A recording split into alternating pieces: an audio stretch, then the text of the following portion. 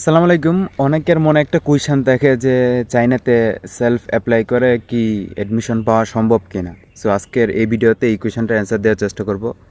So first কথা হচ্ছে যে আপনি চাইনাতে যে ইউনিভার্সিটিতে যে অ্যাপ্লাই করবেন, এই অ্যাপ্লাই করার আগেই আপনার বেসিক কিছু ইনফরমেশন দরকার, যেগুলো অনলাইনে অনলাইনে যেগুলো আছে সবগুলো ইনফরমেশন আসলে আপনার জন্য এতটা উপকারী না। সো আপনি যদি এটা ডিপেন্ড করে আপনি কোন ইউনিভার্সিটিতে আসতে চাচ্ছেন, আপনার প্রোগ্রাম কি, আপনার বাজেট কীরকম। সো অনেকগুলো বিষয়ের উপর ডিপেন্ড করে যে আসলে আপনি কোন ইউনিভার্সিটি চুজ করবেন বা কোনটাতে অ্যাপ্লাই করবেন। সো এগুলো একটু কমপ্লিকেটেড বিষয়। সো আমি ধরলাম আপনি একটা ইউনিভার্সিটি চুজ করলেন, আপনার সাবজেক্ট চুজ করলেন, আপনার সব কিছুতে ম্যাচ হলো। এখন হচ্ছে আপনার অ্যাপ্লিকেশনের টাইম বা অ্যাপ্লিকেশন করার সময় আসলে আপনি নিজে অ্যাপ্লিকেশনও করবেন নাকি কোনো এজেন্সির মাধ্যমে যা অ্যাপ্লিকেশন করাবেন, নাকি কোনো এজেন্টের মাধ্যমে বা চাইনাতে যারা আছে তাদের মাধ্যমে অ্যাপ্লাই করাবেন। সো আমি যদি ফার্স্টেই অ্যাপ্লিকেশনের কথা বলি, সেলফ অ্যাপ্লিকেশন করার আগে আপনার বেসিক কিছু গাইডেন্স দরকার। আসলে আপনি গাইডেন্স ছাড়া আপনি যদি নিজে নিজে ডিরেক্ট অ্যাপ্লাই করতে চান, তখন আপনি অ্যাপ্লাই করতে গিয়ে দেখবেন যে আপনার অনেক কোয়েশ্চান, অনেক কনফিউশন চলে আসছে। আপনার এসওপি লেখা থেকে শুরু করে রিকমেন্ডেশন লেটার, এরপরে হচ্ছে আপনার চাইনাতে বিভিন্ন যে ডকুমেন্টস লাইক আছে foreign examination form, CSC, so এরকম অনেক কিছু ডকুমেন্টস নিয়ে কিন্তু আপনার প্রবলেম হয়ে যেতে পারে, বা তখন কিন্তু আপনি কনফিউশনে পড়ে যাবেন।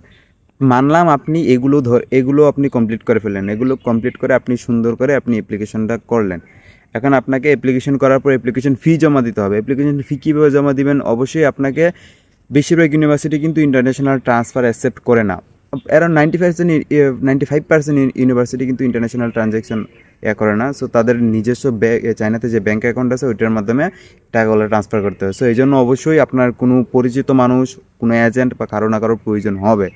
সো এইটা একটা পয়েন্ট। এরপরে হচ্ছে আপনি ধরেন অ্যাপ্লিকেশন সাবমিট করলেন, অ্যাপ্লিকেশন ফি দিলেন।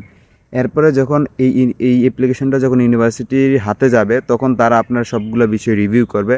তখন সেখানে আপনার অনেক কিছু বিষয় দেখবে যে আপনি এই অ্যাপ্লিকেশন করার সময় কে আপনাকে রিকমেন্ড করছে, এই রিকমেন্ডারের ইনফরমেশন, লাইক এই রিকমেন্ডার কি কোনো এজেন্সি, কোনো এজেন্ট, নাকি কোনো কারেন্ট স্টুডেন্ট, আর নাকি কেউ না, নাকি আপনি সেলফ।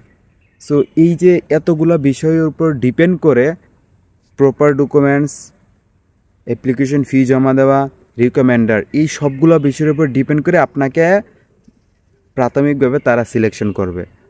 সো প্রাথমিকভাবে যদি তারা সিলেকশন করে, এরপর আপনার ইন্টারভিউ হবে, আপনার এরপর অ্যাডমিশন লেটার আসবে। সো এই ছিল হচ্ছে সেলফ প্রসেসিংয়ের বিষয়টা। এখন আমার যেটা পরামর্শ থাকবে সেটা হচ্ছে আপনি এইভাবে সেলফ প্রসেসিং করলে এটা অনেকটা রিস্কি হয়ে যায়, এটা অনেকটা টাইম কনজিউমিং হয়ে যায়, এটা অনেকটা ভুল ভ্রান্তির একটা পসিবিলিটি থাকে। সো আপনি যদি আসলে কোনো এজেন্ট বা কোনো এজেন্সি বা হচ্ছে কোনো চাইনাতে যারা থাকে তাদের মাধ্যমে কাজটা করান, তাহলে এখানে নির্ভুল অ্যাপ্লিকেশন হবে এবং আপনি ভালো একটা ইউনিভার্সিটিতে ভালো একটা স্কলারশিপে আসতে পারবেন। কারণ আপনি নিজে স্কলারশিপ রুলস সম্পর্কে কিন্তু আপনার তেমন ভালো ধারণা নাই। সো নিজে নিজে সেলফ অ্যাপ্লিকেশন করতে গেলে এটা অনেকটা রিস্কি হয়ে যায়, আর করলে রিজেকশন আসার সম্ভাবনা থাকে, বা হচ্ছে ভালো স্কলারশিপ না আসার পসিবিলিটি বেশি থাকে। সো আমি যেটা বলবো, নিজে নিজে অ্যাপ্লাই না করাটাই ভালো, কারো হেল্প নেওয়াটাই ভালো। সেটা আপনার রিলেটিভ, সেটা কোনো যে কেউ হইতে পারে যারা চায়নাতে থাকে বা চায়নার সাথে যাদের কানেকশন আছে। সো এই ছিল আর ভিডিও। যদি কোনো কোনো কোয়েশ্চেন থাকে এই ভিডিও কমেন্ট বক্সে করতে পারেন, আমি আপনাদেরকে